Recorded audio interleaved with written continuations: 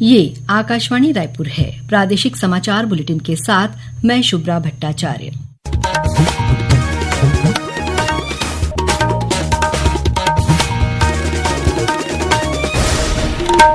और अब पेश है आज के मुख्य समाचार।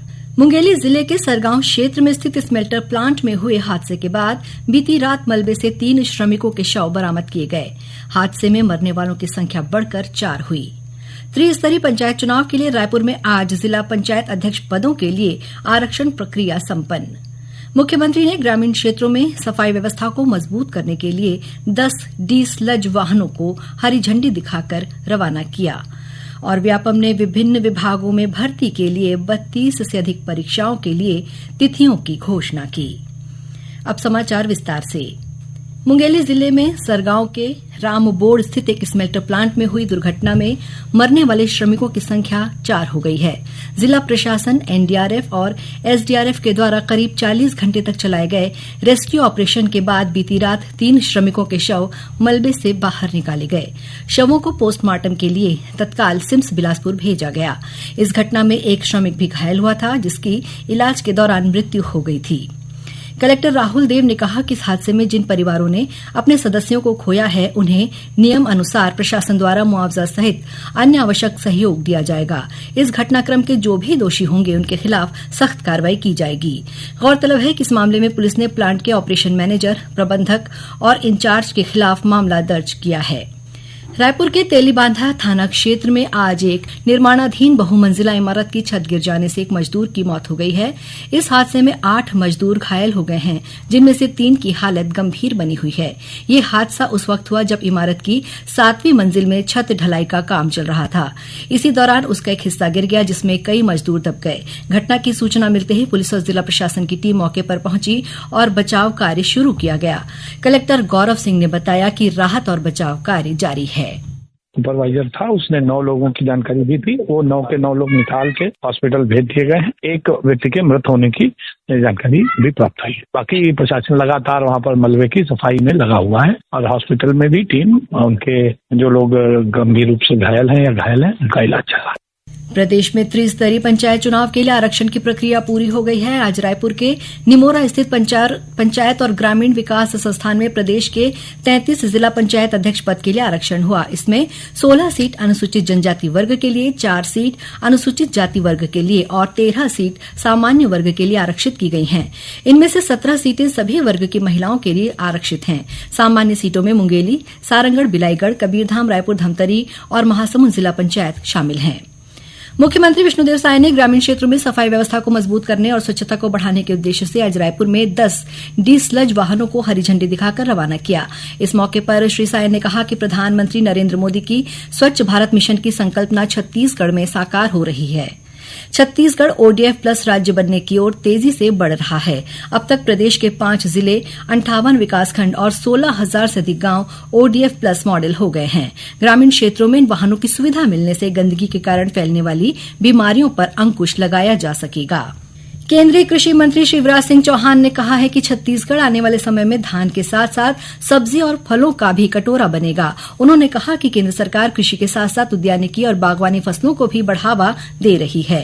केंद्रीय कृषि मंत्री कल दुर्ग जिले के ग्राम खपरी में आयोजित 3 दिवसीय किसान सम्मेलन के शुभारंभ समारोह को संबोधित कर रहे थे। इस अवसर पर श्री चौहान ने प्रगतिशील किसान संघ द्वारा निर्मित भवन का लोकार्पण और प्रशिक्षण केंद्र के लिए भूमि पूजन किया। साथ ही 13 जनवरी से उत्तर प्रदेश के प्रयागराज में शुरू होने वाले महाकुंभ के लिए 200 क्विंटल सब्जी से भरे ट्रक को झंडी दिखाकर रवाना किया।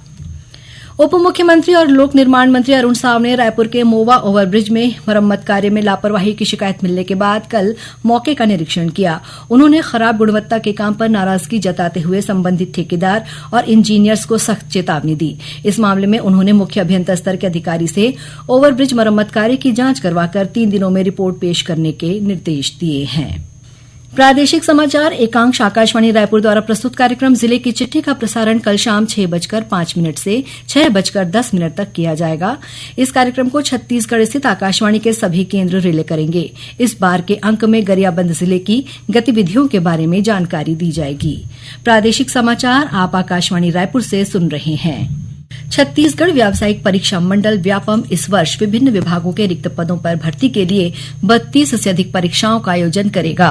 व्यापम ने इन परीक्षाओं के लिए संभावित तिथियों की घोषणा कर दी है। इनमें उप अभियंता, सहायक सांख्यिकी अधिकारी, मत्स्य निरीक्षक, एडीओ से लेकर पुलिस कांस्टेबल, स्टाफ नर्स और वार्ड बॉय तक के पद शामिल हैं। ये परीक्षाएं 9 मार्च से शुरू होकर 21 दिसंबर तक चलेंगी। इस संबंध में अधिक जानकारी व्यापम की आधिकारिक वेबसाइट से ली जा सकती है। रायपुर में आयोजित इंडियन वाटर वर्क्स एसोसिएशन के 57वें वार्षिक अधिवेशन के दूसरे दिन आज कई शोध पत्र रखे गए। साथ ही तकनीकी सत्रों का भी आयोजन किया गया। कल 12 जनवरी को इस अधिवेशन का समापन होगा। आकाशवाणी समाचार से बातचीत करते हुए इंडियन वाटर वर्क्स एसोसिएशन के महासचिव बसंता कुमार परिदा ने आयोजन के संबंध में जानकारी देते हुए बताया कि इस अधिवेशन में 56 शोध पत्र प्रस्तुत किए गए। इस साल हम लोग 650 डेलीगेट्स है, सारा कंट्री से आया है और उसका उद्देश्य है कि हम लोग का वाटर सेक्टर में जो डेवलपमेंट चल रहा है, टेक्निकल डेवलपमेंट है, जो वाटर सेक्टर में अभी 24/7 ड्रिंक फ्रॉम टैप नया एक्चुअली मैनुअल हुआ है, जिसमें कोई भी ट्रीटमेंट नहीं करके घर में कोई फिल्टर नहीं यूज करके आप डायरेक्ट पानी पी सकता है। ये सब काम चल रहा है। इसका कैसा डेवलपमेंट है, क्या डेवलपमेंट हो रहा है, उसी के बारे में चर्चा हो रहा है। राष्ट्रीय युवा महोत्सव में शामिल होने के लिए दिल्ली पहुंचे छत्तीसगढ़ के प्रतिनिधिमंडल का केंद्रीय आवासन और शहरी कार्य राज्य मंत्री तोखन साहू ने अपने आवास में स्वागत किया और उन्हें शुभकामनाएं दी। इस प्रतिनिधिमंडल में 110 युवा शामिल हैं। केंद्रीय राज्य मंत्री ने इन युवाओं से बातचीत की और उनके विचारों को सुना। उन्होंने कहा कि इन युवाओं के माध्यम से विकसित छत्तीसगढ़, विकसित भारत का सपना जरूर साकार होगा। इधर रायपुर के पंडित दीनदयाल उपाध्याय ऑडिटोरियम में कल से 3 दिवसीय राज्य स्तरीय युवा महोत्सव शुरू हो रहा है। इस महोत्सव का शुभारंभ मुख्यमंत्री विष्णुदेव साय करेंगे। इस महोत्सव में जिला और ब्लॉक स्तर पर हुए युवा उत्सव के विजेताओं को अपनी प्रतिभा दिखाने का अवसर मिलेगा। राज्यपाल रमन डेका ने कल अपने राजनांदगांव प्रवास के दौरान विभिन्न कार्यक्रमों में हिस्सा लिया। उन्होंने कलेक्टोरेट में प्रशासनिक अधिकारियों की बैठक लेकर जल संरक्षण के लिए रेन वाटर हार्वेस्टिंग को बढ़ावा देने की जरूरत बताई। राज्यपाल ने सुंदरा गांव में प्रधानमंत्री आवास योजना के तहत निर्मित भवनों का अवलोकन किया। इस दौरान उन्होंने हितग्राहियों से भी बातचीत की। वहीं राज्यपाल सुंदरा स्थित छत्तीसगढ़ डेंटल कॉलेज और रिसर्च इंस्टीट्यूट सुंदरा के स्नातक समारोह में शामिल हुए। राज्यपाल ने कल राजनांदगांव कलेक्टोरेट में आयोजित एक कार्यक्रम में लखपति दीदी दिव्या निषाद को सम्मानित किया। राजनांदगांव विकासखंड के कुसमी गांव की रहने वाली दिव्या निषाद का चयन नई दिल्ली में 26 जनवरी को राष्ट्रपति भवन में आयोजित एट होम रिसेप्शन के लिए किया गया है। अपने राजनांदगांव प्रवास के दौरान राज्यपाल ने दिव्यांगों के लिए समर्पित संस्था अभिलाषा के वार्षिकोत्सव, पुरस्कार वितरण और सम्मान समारोह में भी शिरकत की। बीजापुर जिले में माओवादियों द्वारा किए गए आईईडी विस्फोट की चपेट में आने से सीआरपीएफ का एक प्रधान आरक्षक राकेश कुल्लू गंभीर रूप से घायल हो गया है। जिले के अतिरिक्त पुलिस अधीक्षक चंद्रकांत गवर्ना ने बताया कि घायल जवान को बेहतर इलाज के लिए रायपुर भेजा गया है। इस बीच नारायणपुर जिले के कोहकामेटा थाना क्षेत्र के कच्चापाल तोके मार्ग पर सुरक्षा बलों ने 5-5 किलो के 4 आईईडी बरामद किए हैं। और अब पेश है मौसम का हाल।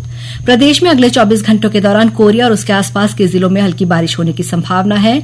वहीं सुबह हल्का कोहरा छाये रहने के भी आसार हैं। मौसम विज्ञानी एचपी चंद्रा ने बताया कि प्रदेश में इस दौरान न्यूनतम तापमान में 1 से 2 डिग्री सेल्सियस की वृद्धि संभावित है।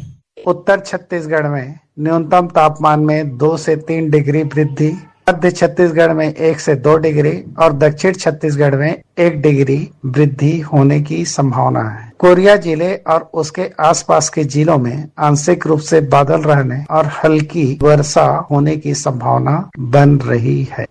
और अब कुछ समाचार संक्षेप में। बलरामपुर जिले के प्राथमिक स्वास्थ्य केंद्र डीपाडीह कला और आयुष्मान आरोग्य मंदिर केवली को केंद्रीय स्वास्थ्य मंत्रालय ने बेहतर स्वास्थ्य सेवाओं के लिए राष्ट्रीय गुणवत्ता आश्वासन मानक प्रमाण पत्र प्रदान किया है। भारतीय जनता पार्टी की छत्तीसगढ़ इकाई ने नगरीय निकाय और त्रिस्तरीय पंचायत चुनाव के लिए जिला प्रभारियों के नामों की घोषणा कर दी है। छत्तीसगढ़ पीएससी भर्ती परीक्षा घोटाला मामले में सीबीआई ने 2 और लोगों को गिरफ्तार किया है। सीबीआई ने आज दोनों आरोपियों को अदालत में पेश किया और सक्ती जिले में एक निजी कंपनी द्वारा बैंक से ऋण लेकर खुद का रोजगार शुरू करने का झांसा देकर करीब 129 महिलाओं से 38 लाख रुपए से अधिक की ठगी करने का मामला सामने आया है। इस मामले में बाराद्वार पुलिस ने कंपनी के 6 लोगों के खिलाफ केस दर्ज किया है। अंत में मुख्य समाचार एक बार फिर। मुंगेली जिले के सरगांव क्षेत्र में स्थित स्मेल्टर प्लांट में हुए हादसे के बाद बीती रात मलबे से 3 श्रमिकों के शव बरामद किए गए। हादसे में मरने वालों की संख्या बढ़कर 4 हुई। त्रिस्तरीय पंचायत चुनाव के लिए रायपुर में आज जिला पंचायत अध्यक्ष पदों के लिए आरक्षण प्रक्रिया संपन्न। मुख्यमंत्री ने ग्रामीण क्षेत्रों में सफाई व्यवस्था को मजबूत करने के लिए 10 डीसलज वाहनों को हरी झंडी दिखाकर रवाना किया और व्यापम ने विभिन्न विभागों में भर्ती के लिए 32 से अधिक परीक्षाओं के लिए तिथियों की घोषणा की। इसी के साथ प्रादेशिक समाचार बुलेटिन समाप्त हुआ। नमस्कार।